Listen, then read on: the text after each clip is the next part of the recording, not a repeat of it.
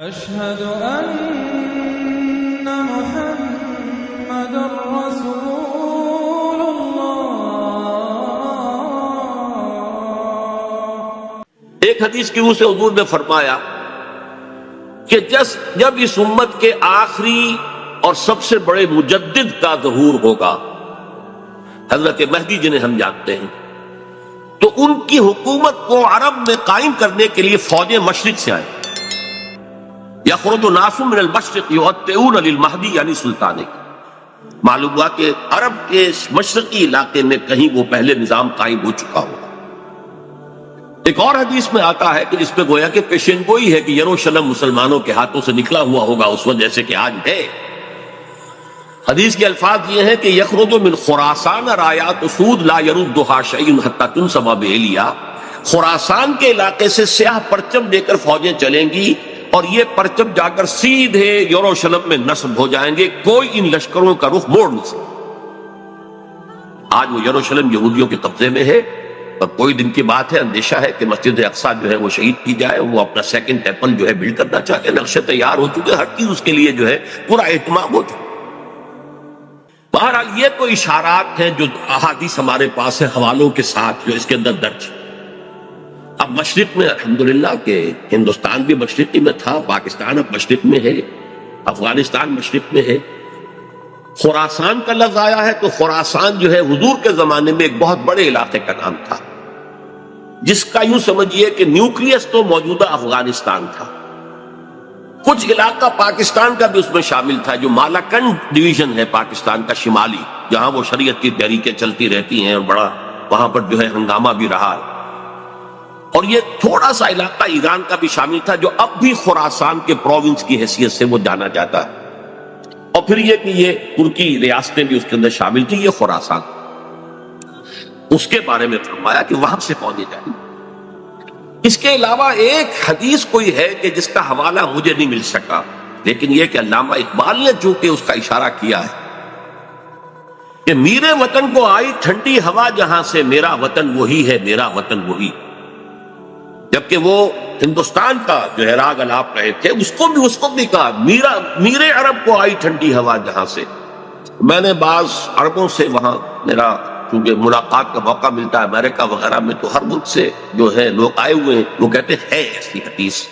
کہ حضور نے فرمایا تھا مجھے ہندوستان کی طرف سے ٹھنڈی ہوا آ رہی۔ بہرحال لیکن اس کا چونکہ حوالہ نہیں ملا ہے تو میں نے صرف یہ کہ علامہ اقبال کے شعر کے حوالے سے تو معلوم ہوتا ہے کہ اس مشرقی خطے کے اندر وہ نظام پہلے قائم ہوگا اور پھر یہاں سے وہ پھیلے گا۔ چنانچہ ایک اور تیسری حدیث سے میں آپ کو مل جائے گی، حضور نے فرمایا میری امت کے دو لشکر وہ ہیں کہ جن کو اللہ تعالیٰ نے پیش کی طور پر جو بھی ان میں شریک ہوگا جہنم کی آگ سے چھٹکارے کا پروانہ دے دیا۔ عصابتان من امتی احرزهم اللہ من النار، ایک وہ ہوگا جو ہندوستان پر حملہ آور ہوگا، دوسرا وہ ہوگا کہ جو دجال کے ساتھ جنگ کرنے کے لیے حضرت مسیح کے پاس پہنچے گا، حضرت مسیح کے ساتھ دینے کے لیے۔ اب اس سے بھی گمان یہی ہوتا ہے کہ یہی خراسان کا علاقہ، یہ افغانستان، اس کے ساتھ ملحق پاکستان،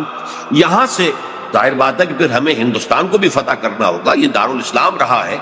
تو گویا کہ ایک حدیث میں دو لشکروں کا ذکر جمع کرنا جو ہے اشارہ کر رہا ہے کہ یہ اس دور سے متعلق ہے، ورنہ یہ کہ ہندوستان پر تو بہت سے لشکر آئے ہیں، محمود غزنوی بھی آئے ہیں، ان کے حملے ہوئے ہیں، محمد غوری بھی آئے ہیں، سب سے پہلے محمد ابن قاسم آئے ہیں، یہ تو بہت لوگ آئے ہیں۔ لیکن یہ کہ اصل میں ایک حدیث میں دو کا جمع ہونا جو ہے وہ ادھر اشارہ کرتا ہے کہ یہ اس وقت جب ایک نیوکلیس بن چکے گا خلافت اللہ منہاج النبوہ کا،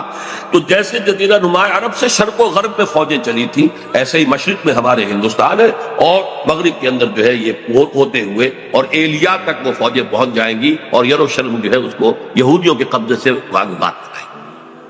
یہ احادیث اس میں موجود،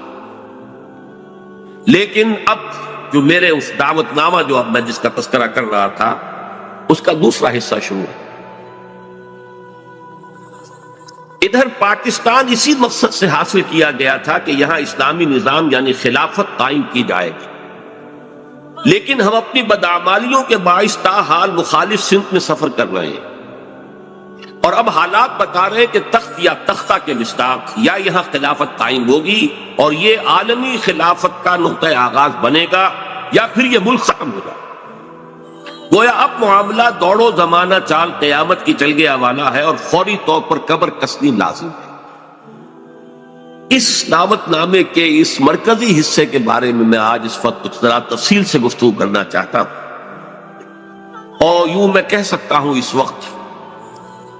کہ سلطنت خداداد پاکستان یا ملت اسلامیہ پاکستان کا ایک مرثیہ ہے جو مجھے کہنا ہے موجودہ حالات کے پیش نظر،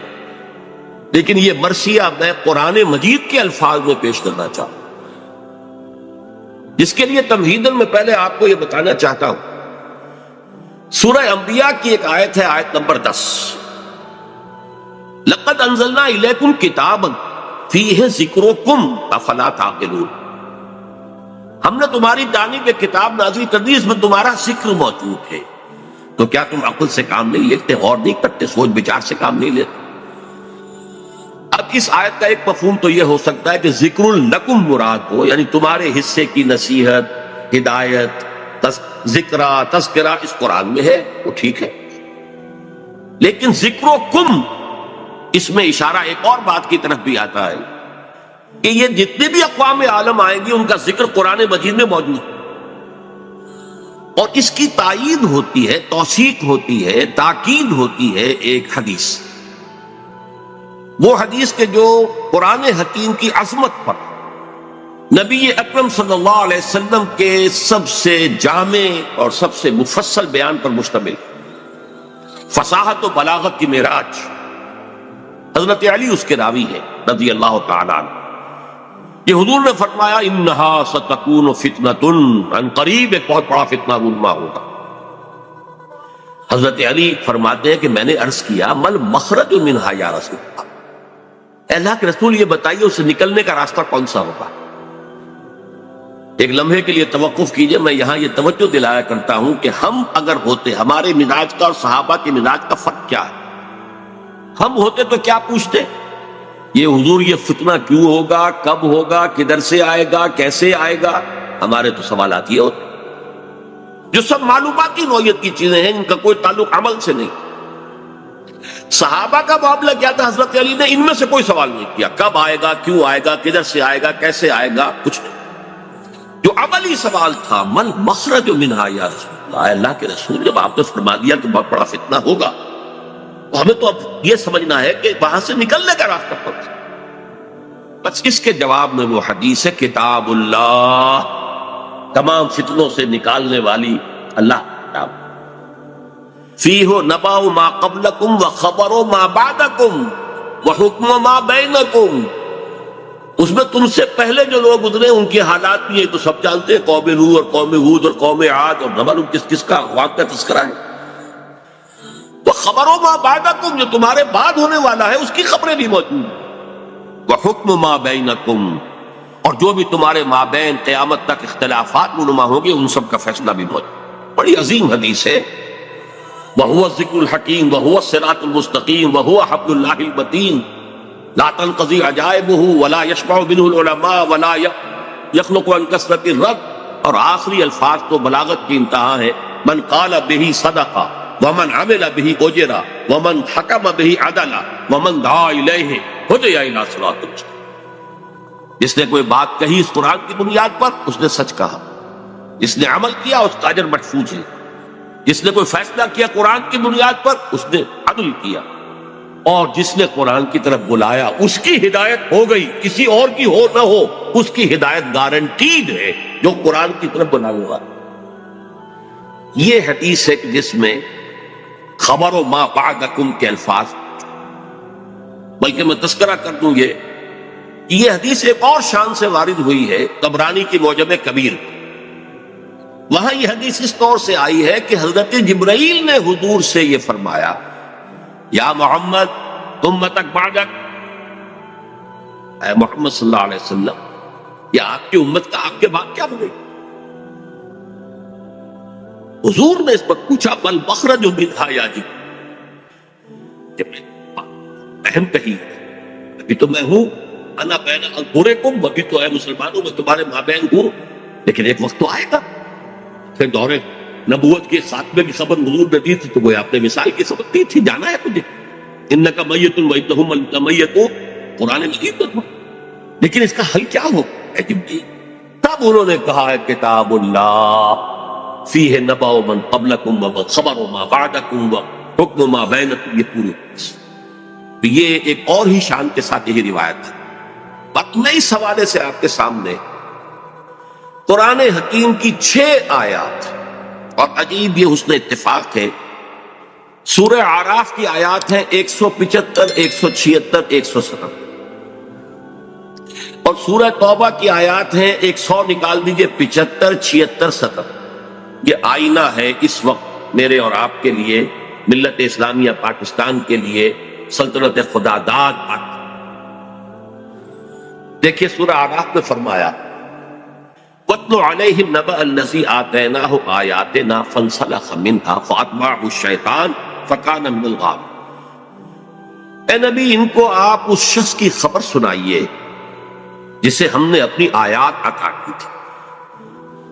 لیکن وہ ان سے نکل بھاگا، پھر شیطان اس کے پیچھے لگ گیا، اور پھر وہ انتہائی گمراہ لوگوں میں سے۔ وَلَوْ شِئْنَا لَرَفَعْنَاهُ بِهَا، ہم چاہتے تو ان آیات کے ذریعے سے، ان کی بدولت ہم اسے اور بلند کرتے، اس کا مقام، اس کا رتبہ اور اونچا۔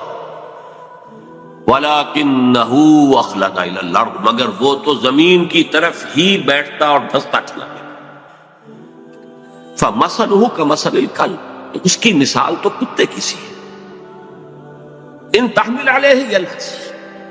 اگر اسے پھٹکارو، کوئی ڈھیلا، کوئی لکڑی اس کی طرف اٹھاؤ مارنے کے لیے، تب بھی وہ ہانپتا رہتا۔ ان تترکو یلہث،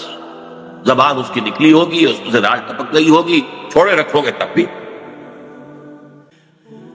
ذالک مثل القوم الذین کذبوا بآیاتنا، یہی مثال ہے اس قوم کی کہ جس نے اپنے رب کی آیات کو جھٹلایا۔ فاقصص القصص، تو اے نبی آپ یہ واقعہ بیان کر دیجئے، لعلہم یتفکرون، شاید کہ وہ غور کریں، سوچ بچار سے کام لیں۔ ساء مثلا القوم الذین کذبوا بآیات اللہ، بری ہے مثال اس قوم کی جس نے اللہ کی آیات کو جھٹلایا۔ وانفسہم کانوا یظلمون، اور وہ اپنے اوپر خود ظلم کرنے والے۔ اب میں اس کی زیادہ تفصیلی تفاصیل میں نہیں جاؤں گا، اگرچہ ایک رائے یہ بھی ظاہر کی گئی ہے کہ یہ کسی شخص معین کا تذکرہ نہیں ہے، بلکہ یہ ایک مثال ہے بتا دے رہا، لیکن یہ بات صحیح نہیں ہے۔ وَاتْلُ عَلَيْهِمْ نَبَأَ وَاضْرِبْ لَهُم مَثَلًا سے بات ہوتی تو اس کا امتحان تھا، یہاں تو خبر سنا دیجئے اے نبی اس کی خبر۔ اور اس میں حضرت عبداللہ ابن عباس رضی اللہ تعالی عنہما سے کئی جو ہے اقوال ہوئی ہے کہ یہ شخص بلعام بن باعورہ، تو جو کتاب گنتی ہے نمبرز تورات کی، اس میں شخص کا ذکر ہوا کہ کنعانی تھا، بعض لوگوں کے نزدیک اسرائیلی تھا، لیکن بہت عابد و زاہد، بہت اونچے مقام، صاحب کرامت بزرگ جسے کہا۔ الذی آتیناہ آیاتنا سے مراد یہاں پر کچھ لوگوں نے لیا ہے کہ علم کتاب اسے دی گئی تھی، وہ بات میرے نزدیک صحیح نہیں ہے، بلکہ آیات کہا گیا معجزات کو بھی، جس طرح اللہ اپنے انبیاء کو آیات، ہم نے آیات بینات دے کر رسولوں کو بھیجا، ایسے ہی ہے کہ کوئی بہت عابد زاہد کوئی ہو، عابد مرتاز اور زاہد مرتاز، تو اللہ تعالیٰ اسے کرامتیں عطا، بالکل شک کو کرامات الاولیاء حق، اس میں کسی شک و شبہ نہیں،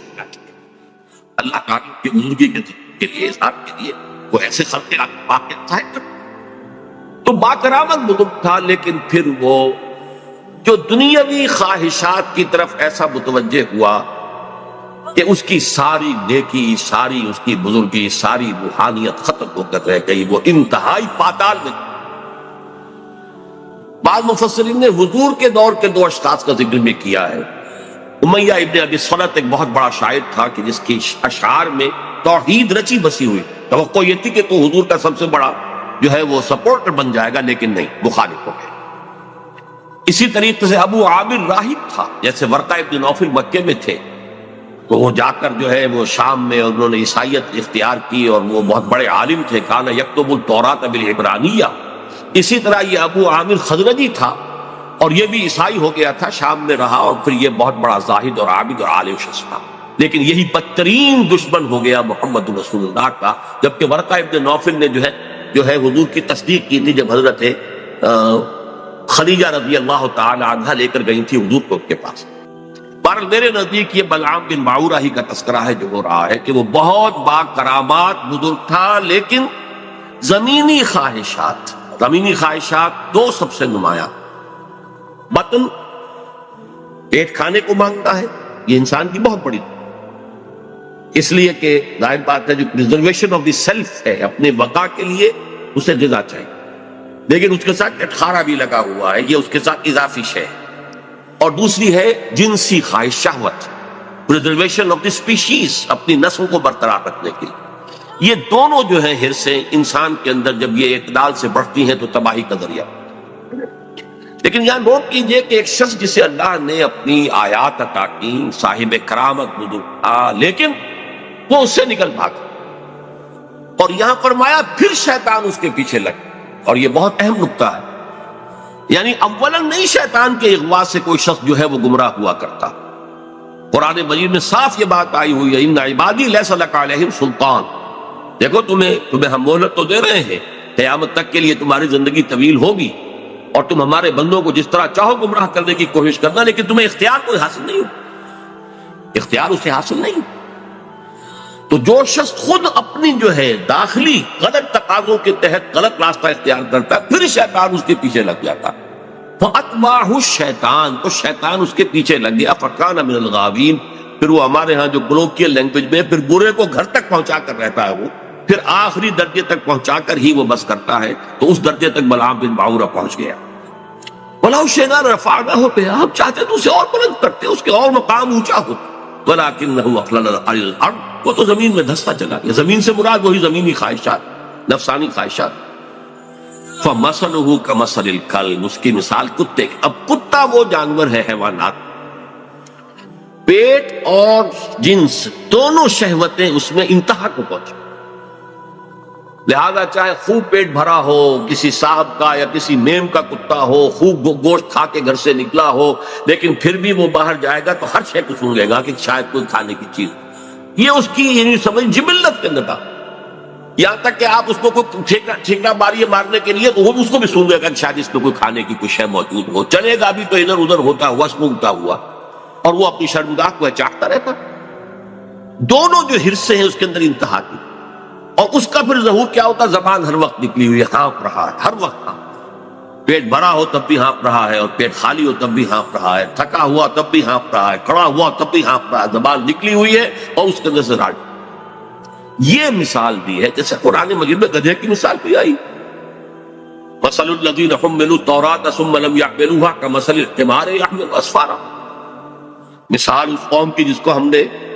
تورات عطا کی تھی، حامل تورات بنائی گئی تھی، وہ قوم پھر اس نے اس کا حق ادا نہیں کیا، اس گدھے کی سی مثال ہے جس پر کتابوں کا بوجھ لگا ہو، ایسے یہ گدھے کی مثال دی گئی ہے۔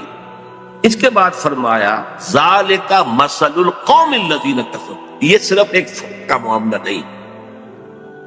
پوری قومیں بھی اس تمثیل پر پوری اترتی ہے، اور اسی ڈسکرپشن کے اوپر وہ پوری اترتی ہے۔ کذبوا بآیاتنا، جو ہماری نشانیوں کو جھٹلا دے، فقصص القصص،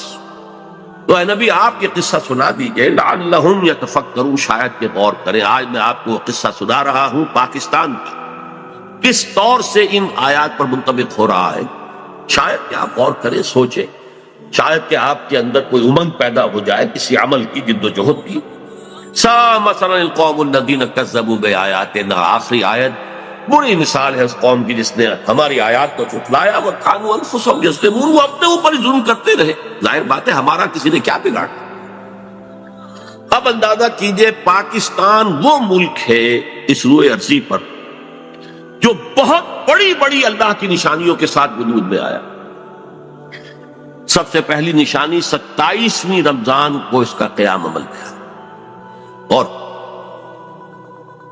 جو بہترین رات ہو سکتی، فیہا یفرق کل امر حکیم، جس میں کہ تمام جو بھی اللہ تعالیٰ کے پختہ فیصلے ہیں وہ کیے جائیں۔ پاکستان 27ویں شب رمضان مبارک کی، اس میں اس کا وجود۔ پھر غور کیجیے کیسے قائم، کوئی امید کچھ عرصے پہلے بھی نہیں تھی کسی کو کہ پاکستان قائم، عام طور پر سمجھا گیا تھا یہ مسلم لیگ نے بارگیننگ کے لیے اتنی بڑی بات کر لی ہے، وہ لے دے کر معاملہ ہو جائے گا۔ اور سب سے بڑی بات یہ کہ خود 1 سال پہلے Quaid Azam cabinet mission plan کو تسلیم کر چکے۔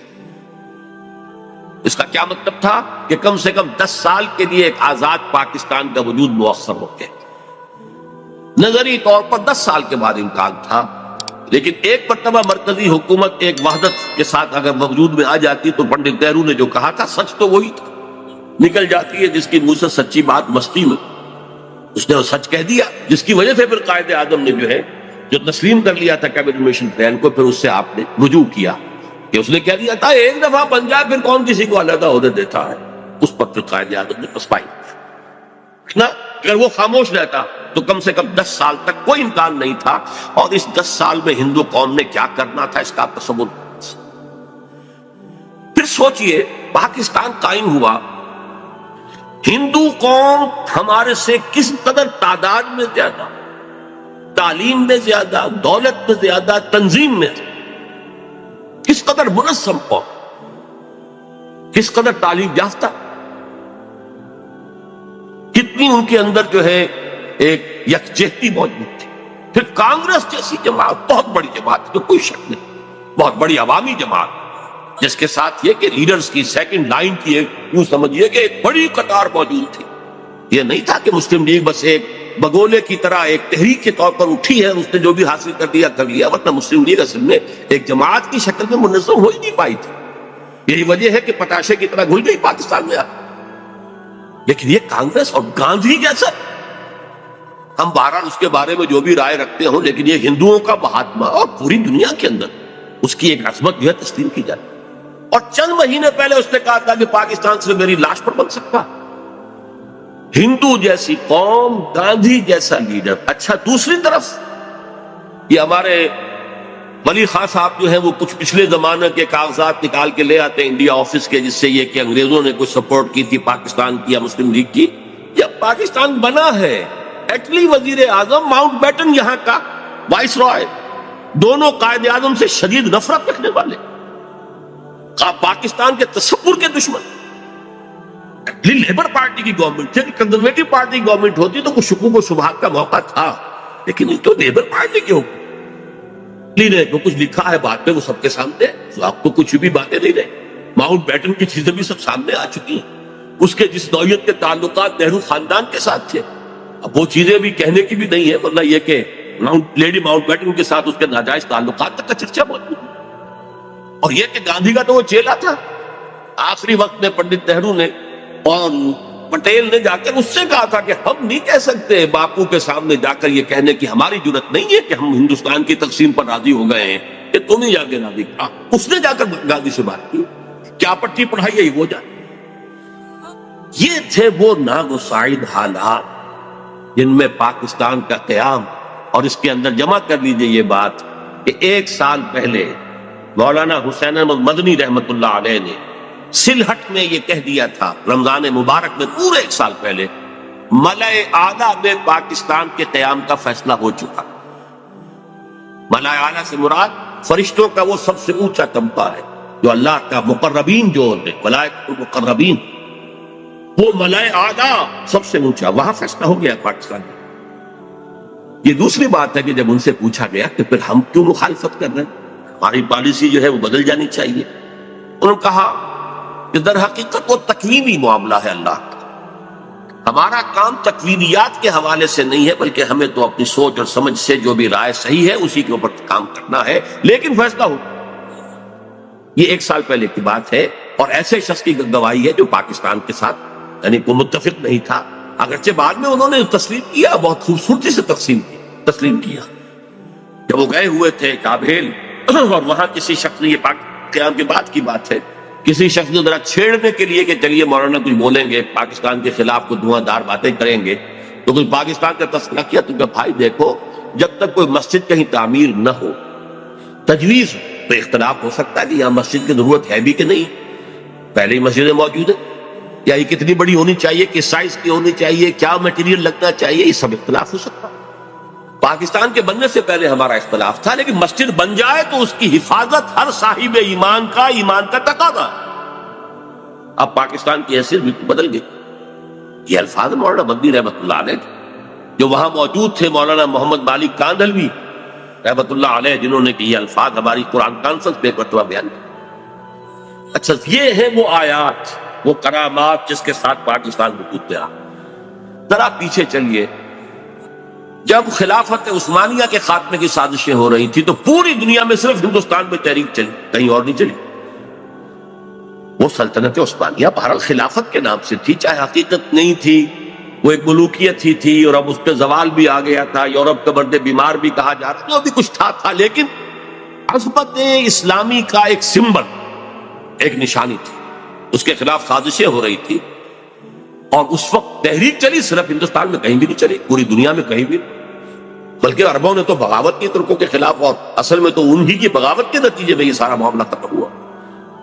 لیکن ہندوستان میں وہ تحریک چلی، اور ایسے زور شور کے ساتھ چلی، بولی اماں محمد علی کی جان بیٹا خلافت میں دے دو، پورا ہندوستان گونج گیا۔ ذرا اس سے بھی پیچھے جائیے، دیکھیے